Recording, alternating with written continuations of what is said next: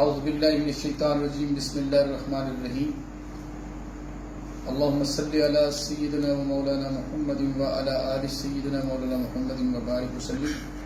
الصلاۃ والسلام علیک یا سیدی یا رسول اللہ. الصلاۃ والسلام علیک یا سیدی یا حبیب اللہ. چند دن پہلے میں لاہور میں ایک کانفرنس میں ایک شعر پڑھا. حاکم توفیق توبہ اس کو نہ مل سکی، ایک بار جس سے ہو گئی ناراض فاطمہ. جیسے یہ شعر لوگوں نے سنا، دوستوں نے سنا، اہل مسلک اہل عقیدہ نے سنا تو مختلف آوازیں کسنا شروع ہو گیا کہ جناب یہ تو سیدنا صدیق اکبر کی طرف منسوب کیا جا رہا ہے. میں آج یہ وضاحتی بیان دینا چاہتا ہوں. اللہ اور اللہ کے رسول کو حاضر ناظر جان کر یہ بات کہہ رہا ہوں کہ میں نے ہرگز سیدنا ابوبکر صدیق رضی اللہ تعالی عنہ سے منسوب یہ شعر نہیں کہا، بلکہ حالات حاضرہ اور ہر اس شخص کے لیے کہا جس کے دل میں احترام سیدہ نہیں ہے اور جس سے سیدہ پاک ناراض ہو جائیں.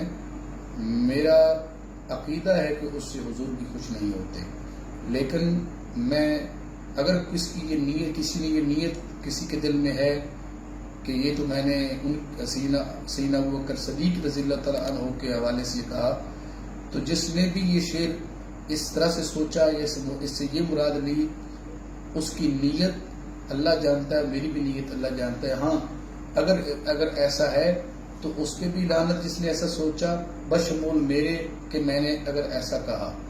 میں پھر ایک دفعہ دہرا رہا ہوں کہ میں اہل سنت میں سے ہوں، میرے والد صاحب اہل سنت میں سے ہیں، میرا خاندان اہل سنت میں سے الحمدللہ.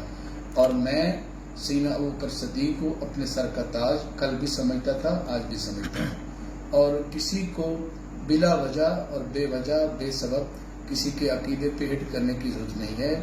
میں کوشش کرتا ہوں کہ اپنے عقیدے کو صاف لفظوں میں بیان کروں. میں پھر ایک دفعہ دہرا رہا ہوں، حاشا وکلا، اللہ اور اس کا رسول گواہ ہے، اور جس کا اللہ گواہ ہو اس سے بڑا کوئی سچا نہیں ہوتا، جس کا رسول گواہ اس سے کوئی سچا نہیں ہوتا. میرا مقصد صرف اور صرف لوگوں کو پیغام دینا تھا کہ لوگوں سیدہ پاک کو ناراض مت کرو. السلام.